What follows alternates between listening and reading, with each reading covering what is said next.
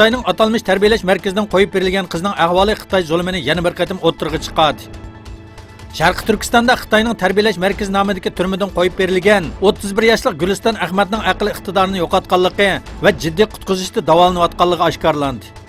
Urumchi shahrida yashaydigan Gulistonning o'tgan yili Xitoy soqchilari tomonidan tutib ketilganligi 2018 yili 21 sentyabr qo'yib berilgan bo'lsa-mu, hozirgacha asli kelinmaganligi bildirildi.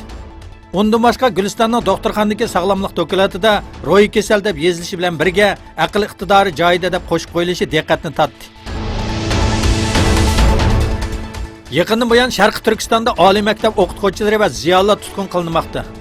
Shuning bilan birga ular o'lim jazosi qatorliq og'ir jazolarga uchirmoqda. Xinjiang universitetining sobiq maktab mudiri Toshpo'lat Tiyevning yaqinda tutilib ketganligi xabar qilingan edi. Eng yangi uchurlarga asoslanganda Toshpo'lat Tiyevning atalmış bo'lgunchilik jinoyati bilan ayblanib, o'lim jazosiga hukm qilinganligi va jazoning 2 yil kechiktirib ijro qilinganligi o'ttirg'i chiqdi.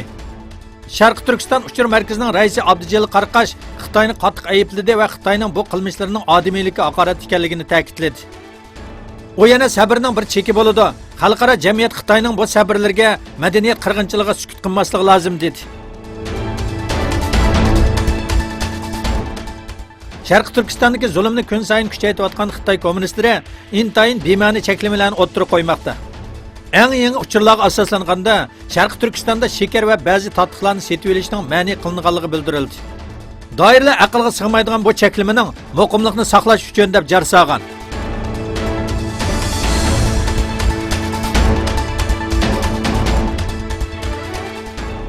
Sharqi Turkistonning poytaxti Urumchida yashaydigan Uyg'urlarning yerimining tutqun qilinganligi bildirildi. Istiqlol televiziyasining ziyoratini qabul qilgan bir shohid Xitoyning er ayol cho'ng kichik demasdan hamma kishini tutqun qilayotganligini, yaqindan buyon 14-15 yoshlardagi bolalarni tutishni davomlashtirayotganligini, Urumchidagi Uyg'urlarning yerimining turmada ekanligini aytdi.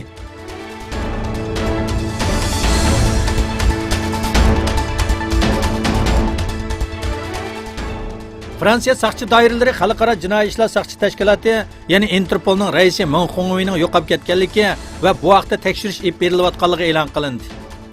Meng Hongweining sentyabrning oxirlarida Xitoy qilgan ziyarati jarayonida yo'qolib ketganlik iltimosining ayoli tomonidan qilinganligi aniqlandi.